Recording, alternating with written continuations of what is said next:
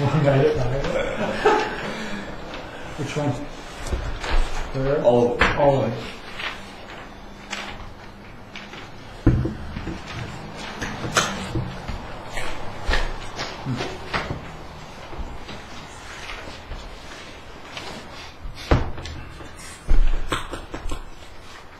Okay.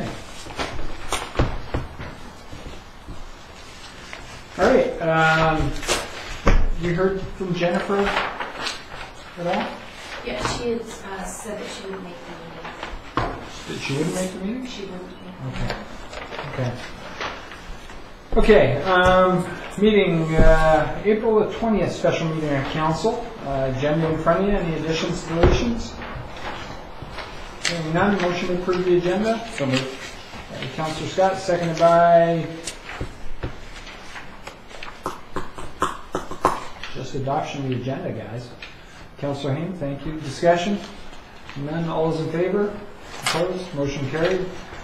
Approval of minutes. April 30th or March 30th, April 13th, committee of the whole minutes. Councillor Savage? That council approved the March 30th, April 13th committee of the whole meeting minutes.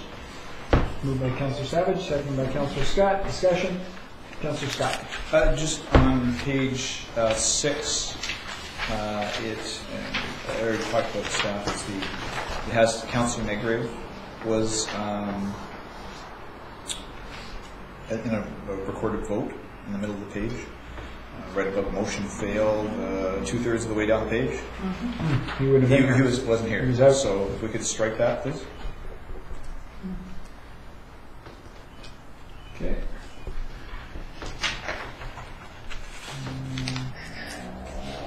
Anything further? Okay, so I guess we had a motion to approve as presented, didn't we? Friendly amendment? I seconded it. Yeah, okay, good. Any further discussion? Hearing none, all those in favor? Opposed? Motion carried. April the 9th, 2015 special council meeting minutes. That council approves the April 9th, 2015 special council meeting minutes. It was presented by Councillor Savage, seconded by Councillor Scott. Discussion? Hearing none, all those in favor? Opposed? Motion carried. April 13th, regular council meeting. So moved. Councillor Scott, seconded by thank you, Councillor Savage. Discussion? Hearing none, all those in favor? Opposed? Motion carried. Get to the bylaws. There were a lot of minutes. Long minutes. Long minutes, yeah. So we're looking for first reading of the financial plan, bylaw number 116, 2015. So moved. Councillor Scott, as presented, seconded by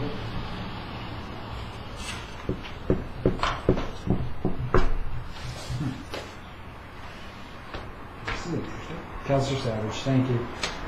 Discussion. Councillor Scott. Just a question through the staff. On the bottom of page 27, it's this small community grant. And just if you explain to me how it sort of works, sort of it comes in, I guess, this year, some point in time, but it's actually recorded in 2016. Is that correct? Right, so what we've typically done in the past when the province chooses to advance funds and things like that is rather than have the tax rate kind of change, we just say we're not going to put that as revenue to be used as general operating funds, so it essentially gets transferred into surplus of this year. Okay. And then we bring it back in next year to basically just smooth those 2 years so they're the equivalent amount. Okay, thank you. Further discussion. Councillor Scott, when the 2008 thing happened, they shifted a whole bunch of money kind of forward and then dribs and grabs credit. So a small amount here, I'm not even sure why they're bothering with that amount, but makes good politics, I guess, for them. Okay, any further? Okay, all those in favor? Opposed? Motion carried. Second reading. So I move that council give second reading to District of Lanceville Financial Plan bylaw number 116, 2015. Seconded by Councillor Scott. Thank you. Discussion.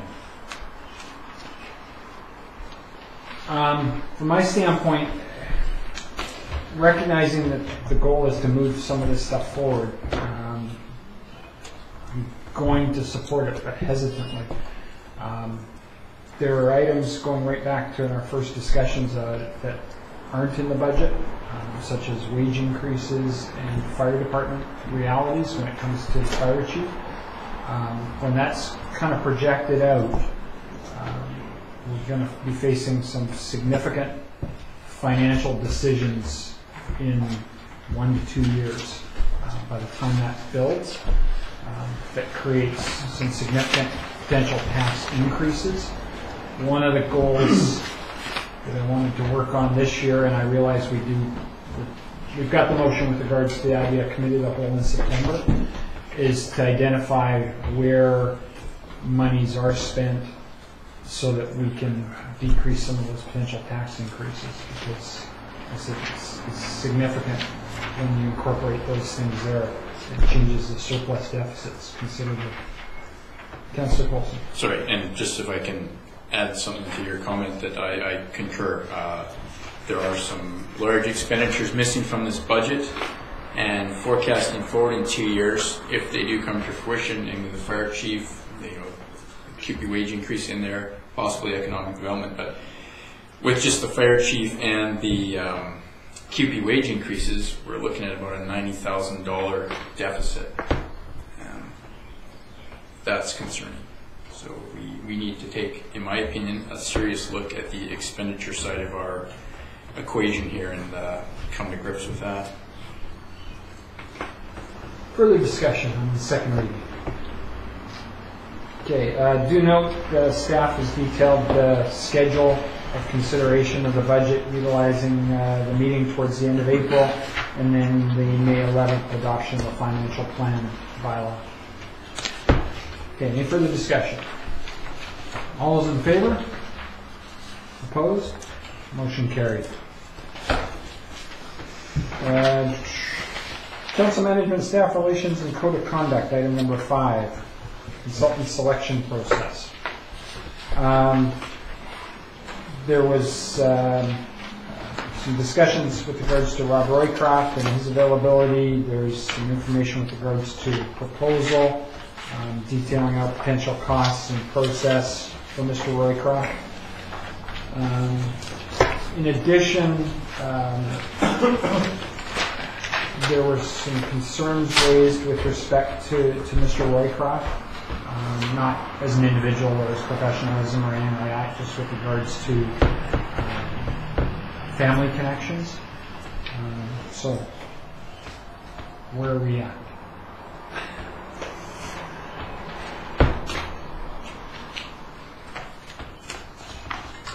Councillor Haney. Well, in your email, can you expand on your conversations with the inspector of municipalities?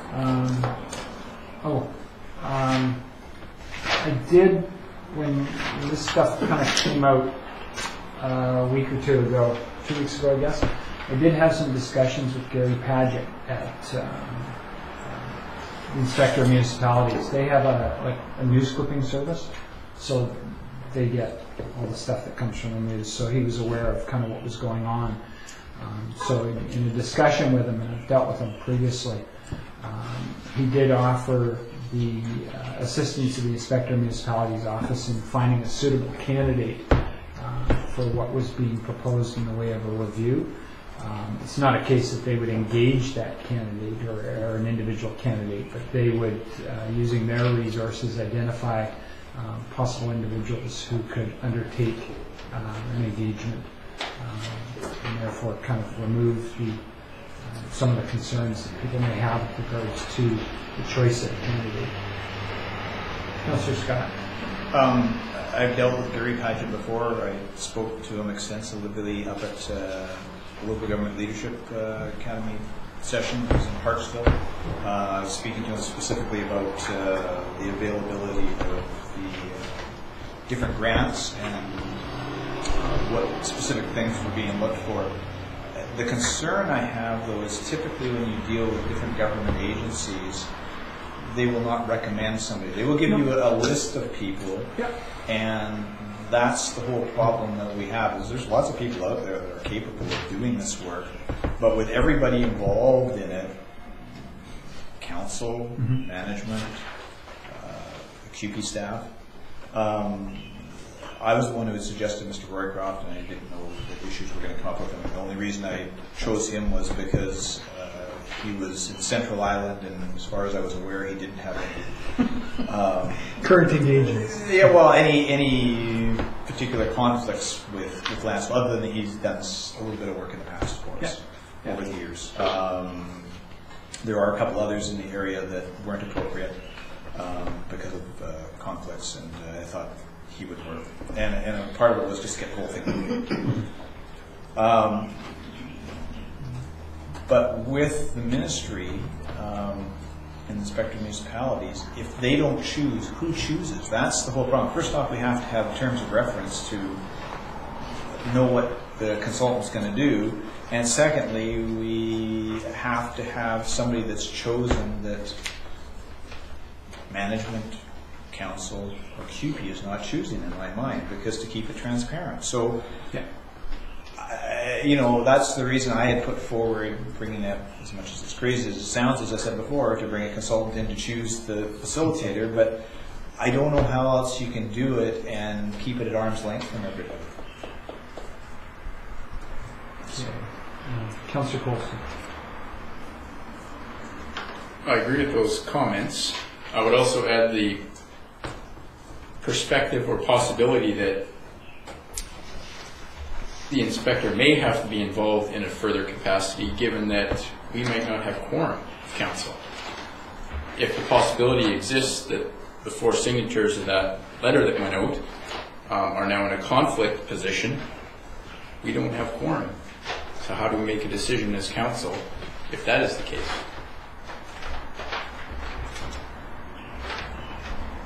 Further comments, Councillor Haynes? Okay, so following up on that, could we go back to the inspector of municipalities and ask for some guidance on how we deal with this issue, given that may be a scenario? Well, and I think in terms of Gary himself, he kind of expressed that he's been around like forever. Yeah. He was part of the original incorporation of Lanceville. So certainly in my discussion, I got the impression that it's not new territory to him. Councillor Scott raised the aspect that no, they will not say pick this person or this organization, but what it could do is effectively shortlist from that standpoint. Yeah. But even if we get a short list, who chooses, and then somebody says, well, you chose that person because of, or whatever. That's what I was trying to get away from. Yeah, no, but the way I kind of see part of it is if they, for example, come up with a short list, in my mind, just kind of poll the individual groups and say, do you have any objection? Not, do you want this person? Do you have any objection? And so, for example, if somebody says, well, they're a family member. Okay, I get that. But in terms of it, their access to a pool of individuals, I suspect, or their knowledge of a pool of individuals would be fairly widespread. And recognizing the concerns, I would expect that their recommendations or their list would have part of that thought already in it. How's the terms of reference development? Well, like I said, my interpretation in the discussion with them previously was that they've faced these sort of situations before, so I would expect that their identification of the individuals would be based on qualifications that would likely be matching with what our needs are, so that we could create those terms of reference with the individual or whoever we've decided or determined might be a proper choice. Because you know, when it comes down to the aspect of what it is that we need, like I said, his knowledge and experience, he's already kind of got a bunch of it up there. Yep. Until the terms of reference are developed, though, it's hard to know what exactly the full skill set of somebody you need. And that was part of the reason of looking at getting somebody to do terms of reference, and then it would identify this particular skill sets that are needed to deal with the issues. Okay, fair enough.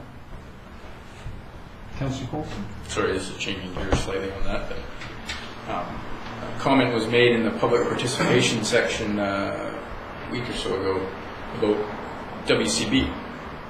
They offer services to determine if you're following policies and procedures. And so as part of our adherence to WCB guidelines, we have established policies and procedures. In conjunction or alternatively, do we start with WCB, have them come in and do a review at zero cost? I was quite surprised to see $20,000 for the first phase of this, and then when you jump forward to the next two people that are hired, I'm assuming that they will be equivalent to that, if not more. This could be quite easily a $100,000 bill for the district. And one of the findings that they will likely come back with is follow the policies and procedures that you have. Exactly. So can we not utilize tools, free tools available to us to initiate this process? If there's deficiencies identified, then possibly look for additional assistance. Councillor Savage? Thank you. Just through you to Councillor Scott, just for clarification on the issue of the terms of reference. So presumably, the terms of reference will be approved by council if we go this route. If we go this route, the terms of reference will match the individual who we select to do the project. I did speak with Mr. Roycroft when we were starting all this, and what he was going to do, or had suggested, is that he would do a short interview for his presentation here, a short interview to determine what all the particular issues were, and then from that draw the terms of reference that then he would seek. He would request the qualifications, and then he would choose the top 3 people from request for qualifications for a proposal, so full proposal.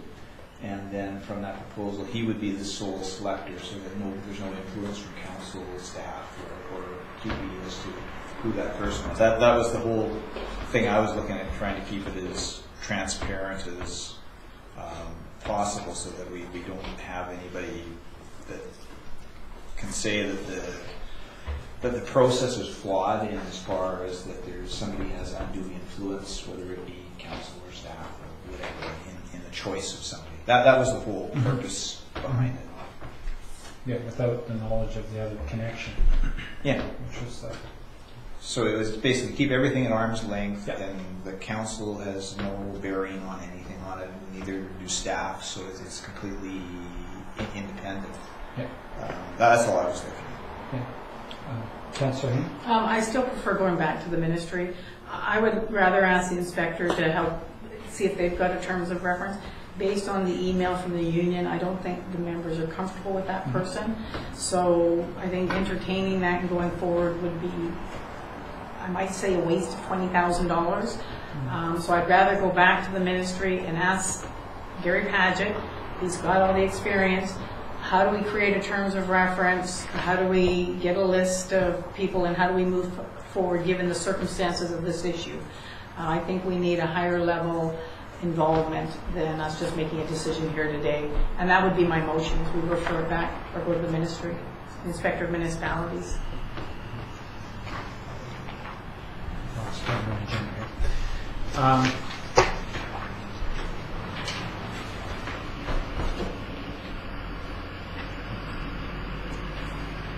Technically, have a motion that you just have to discuss it. Okay. Okay, so we fulfilled that motion. Sorry, was that? Well, I'd make a motion if we were interested. I don't see how else we're going to move this forward. Otherwise, we just table it and we wait. I would expect, in terms of the question to him, how to create a terms of reference, I think he would say, well, you go out and get your consultant and then develop it with them. I wouldn't expect him to create a terms of reference. terms of that. What I see from it is the ability to identify a suitable candidate within some realm of capabilities, and then with regards to that, or candidates, sorry, have discussions with them possibly as to kind of how they see it, kind of like what Rob's done here. Councillor Scott. I don't disagree with what Councillor Haim is saying. The only thing is, I think, and it comes to what some of the Councillor Coulson was saying, is that if we go to him, we need to have somebody to choose essentially some of this stuff. And even if he can put forward 3 people that we get proposals from, and he chooses the 3 people or something like that. But we still need a terms of reference, and I don't know how we obtain that. The other concern that I have is that time keeps marching along, and we're not going anywhere. That's as big an issue as anything. Councillor Niger. So I like the idea of going to ministry to get a terms of reference, provided it's done expeditiously. It would seem to have the potential to save both time and money. Councillor Coulson. And just a general question out there. So are we looking for a generic code of conduct? Or are we looking for more of a arbitrator, judge, what have you, to come in and sort of rule who was offside on the original memo that brought forward these concerns? Because they're very different things, requiring very different skill sets and time and so forth. Generic code of conduct, you could probably borrow that shamelessly from some other municipality. So I'm a little curious as to what exactly the ultimate intent of this.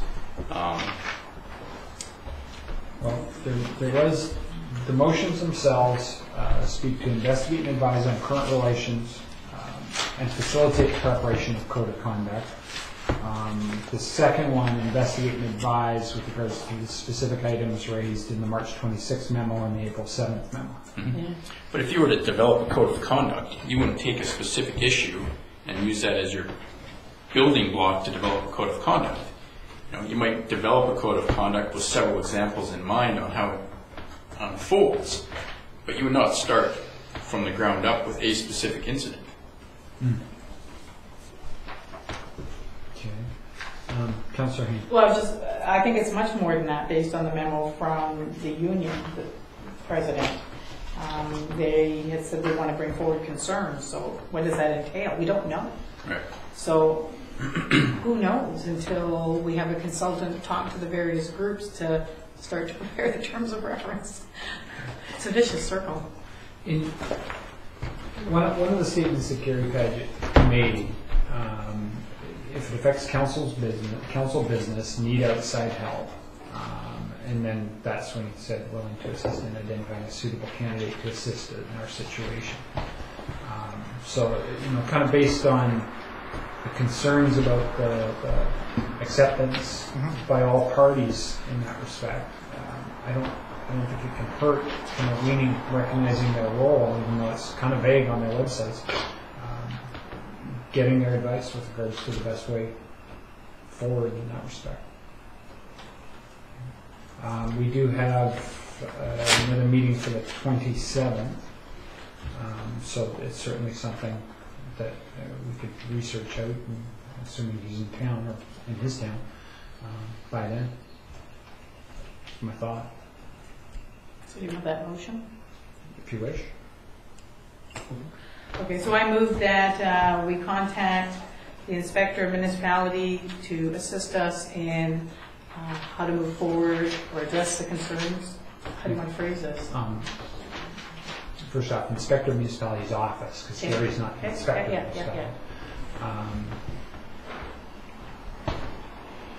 Just the assistance in identifying a suitable candidate to assist in undertaking the items in our motion.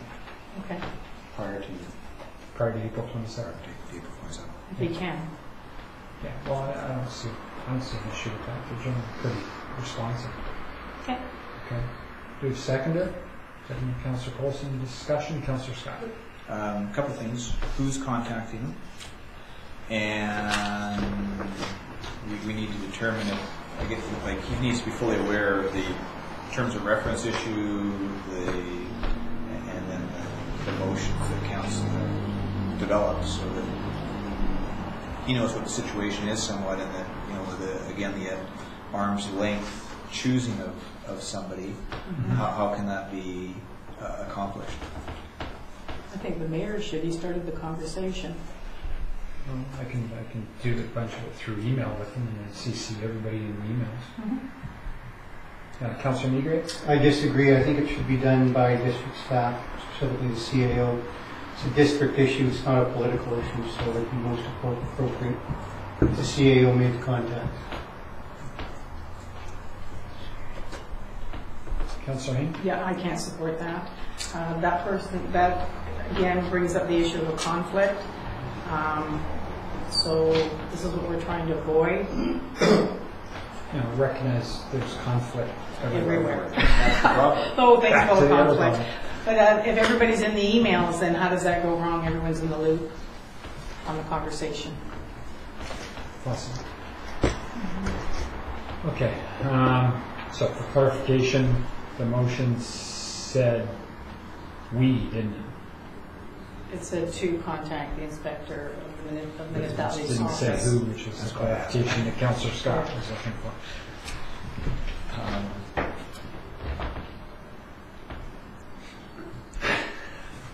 I'm just trying to think.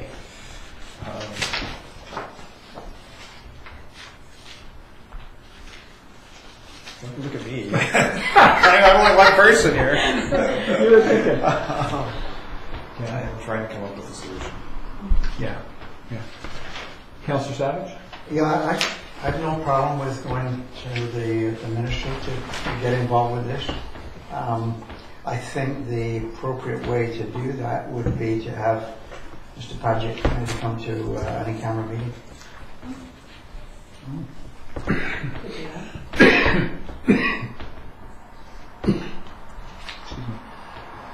I don't know what it takes to get the deputy. Violet, do you have any idea what it would take to get Mr. Paget? Muffins, at least. He's coming from Victoria, probably more than that. Certainly something that we could raise on. Can you read back the motion, Tara?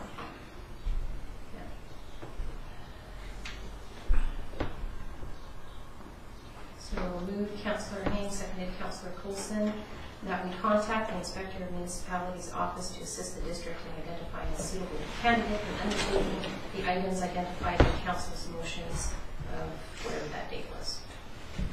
The two motions that were in question.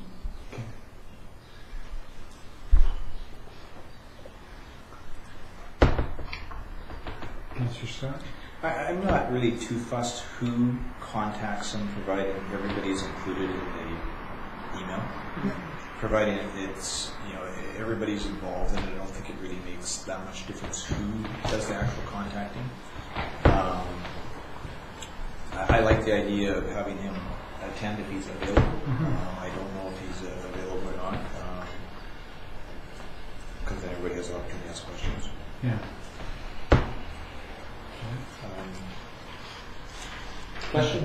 Question through the staff. Does staff have any suggestions? We're sort of struggling here a little bit. No, sorry. Okay, thank you. Okay. Well, why don't we start this way?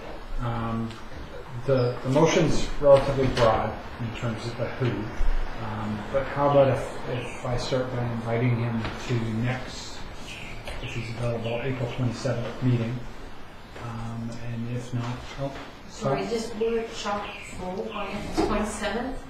I will assume that you would want this, I don't know, is it going to be an open forum, closed meeting forum? We have 3 delegations that evening, plus a significant amount of council business. I'm just not sure, unless there's a consensus for an earlier start. I think it May 13th. May 13th. I think a week isn't enough notice for him anyway. May 11th is the next May regular 11th. meeting. Okay. Councillor Scott? The only challenge with that is we keep on pushing this thing further and further out, which is, the worst thing you can do. It just things fester, causes all kinds of other issues. I think we have to get moving with it. So I think we have to take whatever. Okay, how about if I contact him with regards to his availability? See that, and from there, depending upon his response, how he can assist us in identifying the suitable candidates. So leaving it kind of broad in that respect. Copy the idea all as soon as council possible. and CAO. Yeah. I find it difficult to hear just sorry. just going by it. Sorry. Okay. You were going to contact. Yeah, as to his availability and how he can assist us, more details on how he can assist us. Inclusion of all council and CAO in the correspondence. Councillor Sass? So does that need a friendly amendment to the motion then, that Jerry Paget be invited to his availability to meet with council? We could certainly do that, add that amendment. Okay. My only concern is what if he says he can't come up here? I guess it's just the invitation. Invitation if possible. Who's the mover and seconder? Councillor Kane and Councillor Coulson. Okay. You guys okay with that amendment? Okay. Any further discussion? What's the amendment as it now, or the motion as it now stands, please?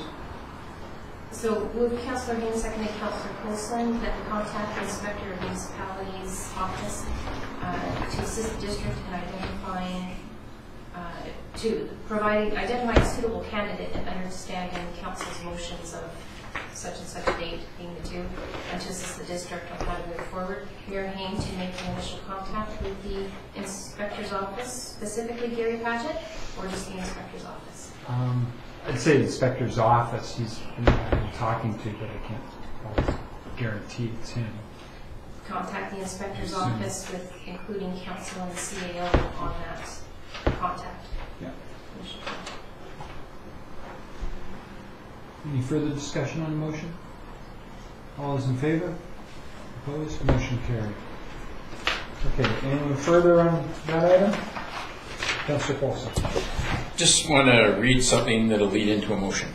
So from the Workers' Compensation Board website, under the bullying and harassment section, they make the following statement. If following up on any complaint, WorkSafe BC's role is not to resolve or mediate any specific disputes or conflicts.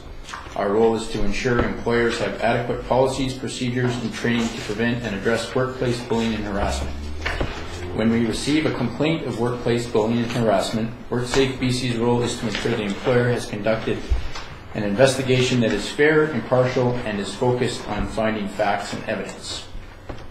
So having reviewed that, I move that WCB is contacted to conduct an investigation on our adherence to bullying and harassment policies. Point of order, the item's not on the agenda. There was no notice of motion. How can we entertain a motion? It has to be Kind the of. first and second. Follows out of this. There's nothing that prevents somebody from making a motion directly related to the item. You willing to change it to a notice of motion? Not knowing what that means. What that would mean is it'd be something that would come up at the next meeting, for example. Fair enough. Yes. You okay with that? Okay. Councillor Negre? Personally, I like the idea of inviting WCB, and I don't think they will come in unless there's been a complaint filed that I'm unaware of. So conceptually, I don't mind it at all. In fact, I rather like it. I'm kind of wondering though why we didn't include it on the initial agenda when we had the opportunity to. Councillor Coulson? It just came to me as we were talking through this, and I made the comment on WCB. I reflected on some stuff, and so thought, in addition to the prior motion, it's time to consider this. Okay, any further discussion? Hearing none, public participation. Public? Mr. We Heller. could take 10 steps back, that's for sure. It's outrageous that we're in this position. When I reflect back, I feel that we're where we were with Dunmar years ago. We're going down a slippery slope, which is very costly to this community. And this community desperately needs our council and staff to manage this community in a positive manner and to look after the betterment of this community rather than to be spending money the way you are spending money. And if you're anywhere near $100,000 as you prepare to get consultation, this is nuts. This is absolutely outrageous. You've got to rethink this matter altogether. You're spending, even this meeting tonight is based upon spending money. Staff must be costing money. It's costing time and energy that we can ill afford in this area. It's outrageous. And I agree that if you are going to approach the Inspector Municipality's office, then the only person who is elected, who is in the head position to make that approach, because obviously staff can't, because all of the department heads have already collectively signed a letter, so they're all in this together with that letter. And council, there's a division of council, so the mayor is a senior person that this community elected to represent this community, who was voted in. So the mayor should be the person, and is the only person who's qualified and should represent this community to make that approach. I'm just saddened the fact that we're at this point that we made the approach in the first place.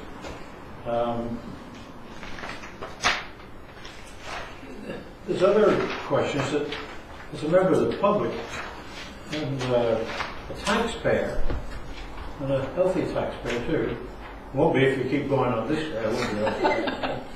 But you've got accusations that I'm not clear what they are. You've got accusations that's from the department heads. You've got accusations from QP.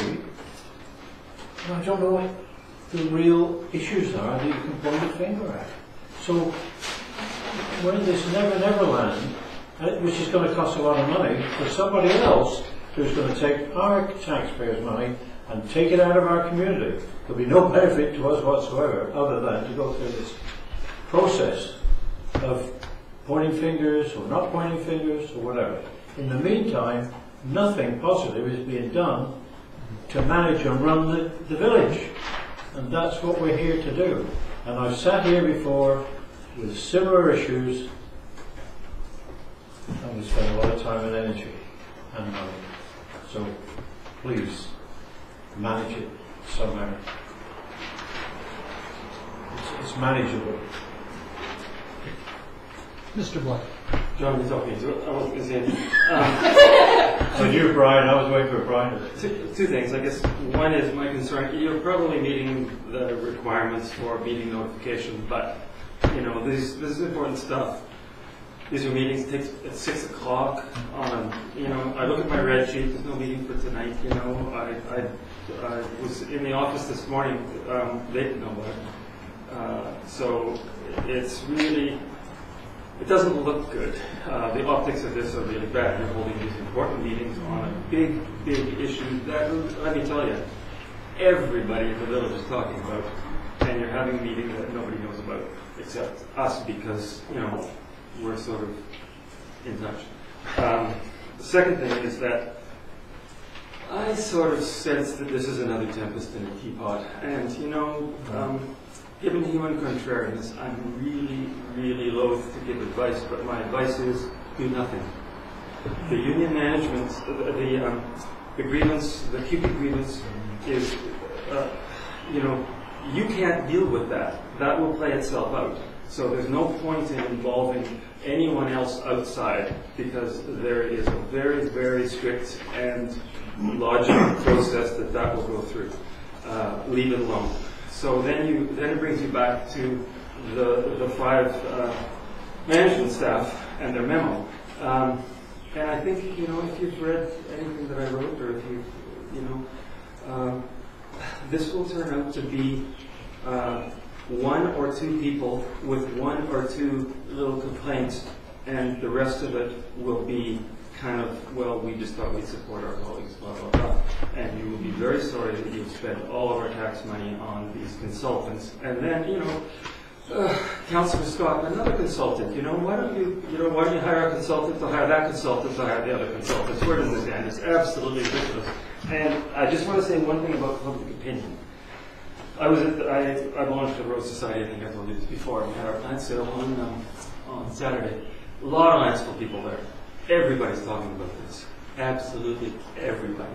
And they're not on the same page as you guys. Your public are not on the same page as you.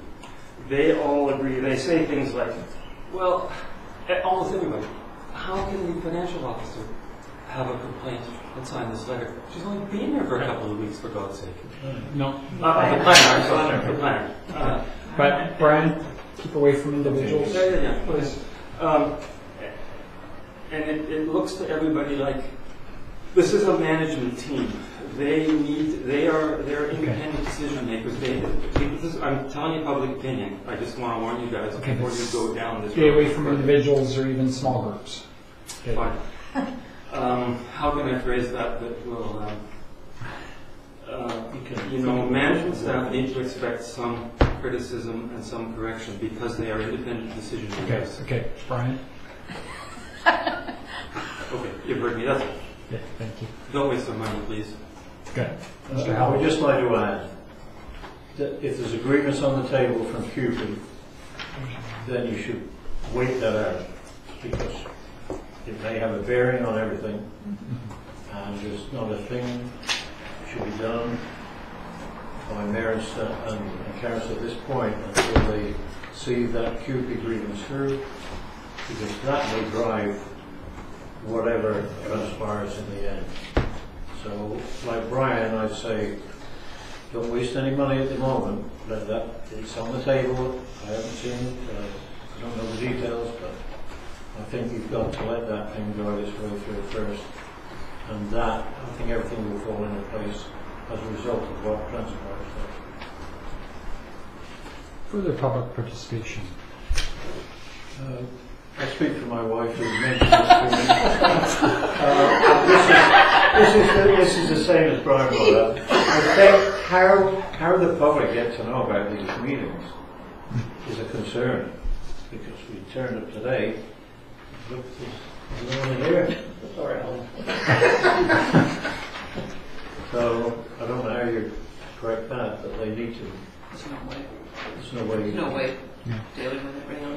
Yeah, do note that one of the main reason for the meeting tonight revolved around the financial plan, and there are additional meetings related to that, as well as a meeting presentation to the public related to the financial plan, which is on the 27th. So there will be additional meetings related to it. Councillor Haynes. And that meeting's at 7, correct? On the 27th? What were you mentioning? I think so. Okay. Yeah, it's regular I guess schedule. I never know either. Okay, anything additional? Okay, hearing none. Somebody want to read the in-camera motion, please? Move that council close the meeting to public pursuant to sections 91A and C of the Community Charter for the purpose of considering personal information of identifiable individual who holds and is being considered for position as an officer, employee, or agent of the municipality, or another position appointed by the municipality and labor relations or other employee relations. Seconder? Councillor Haynes? All those in favor? Opposed? Motion carried. Question through the staff. Sure. Mr. Eager have left for the evening? Yes, the end it is in camera. I'm assuming so. He didn't say anything at the table, but I get the assumption. We